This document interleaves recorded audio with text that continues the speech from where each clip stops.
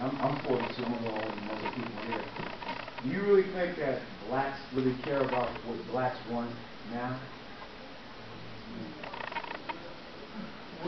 How many do most blacks care what other blacks? Most of the conversation I'm listening now talks about, I guess what our role is on certain things. And I'm looking at my life, and it almost seems like it doesn't appear that most African Americans truly care universally what one single thing. I don't know if we really are looking at some of the things that you're saying. I know, of course, because of you all studies, it's easy for you all to make some of these analogies and have this develop this thesis. But even looking at these young folks, I'm not certain as young people nowadays, and even people my age group.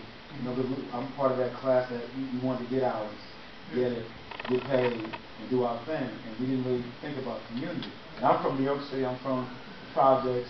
All of us want to get out. So I don't know if blacks really care about blacks. That's why I think the young lady kind of maybe took offense because she supports the movement, the position. I don't think she looks at it as black people supporting it. She's just Obama is like fresh air, if you will. Well, and I think Obama to that black community showed I can make it. And maybe if you're right, not so much concerned that we can make it, but Obama made it and I can make it. But the reason I do think that blacks, not that we have necessarily some deep inherent thing that we all care about each other, but blacks are still much more similar than we understand. I mean, people try to act like, oh, now there's this great black middle class and they don't care about the poor. Really?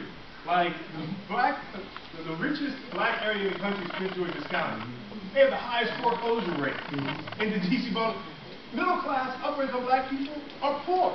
They have like 10% of the wealth of white people. This recession, and I'm working on some papers on this, is going to be more detrimental to the black middle class and black higher income than it is to the poor, because the poor used to being poor. The black middle class and black upper income, they thought they had something. And all of a sudden the cars being repossessed, the houses being foreclosed, they forgot how to get by on nothing.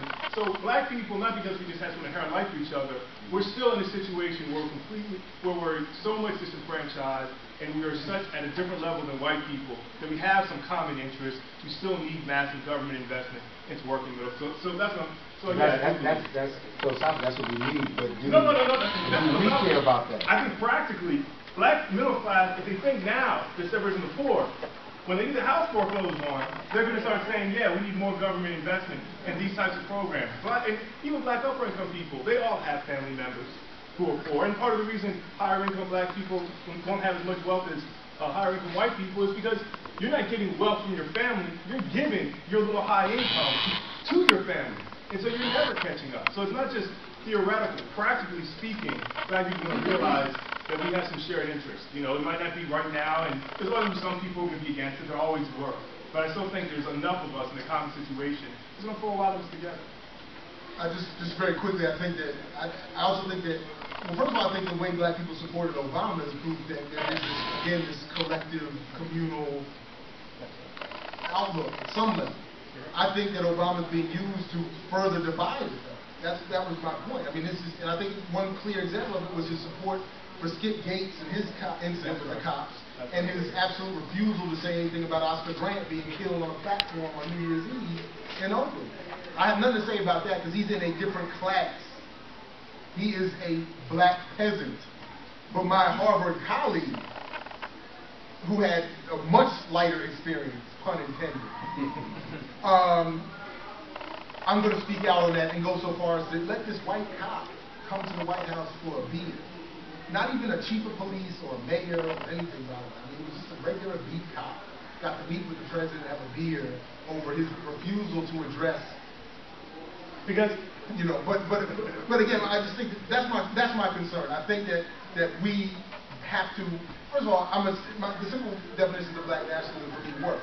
If we're going to be grouped together anyway, then let's take advantage of it and make it a powerful base. And I think that many black people, if they don't already, are going to recognize that is more necessary today than ever. And I don't know if that answers. Let me take 3 more.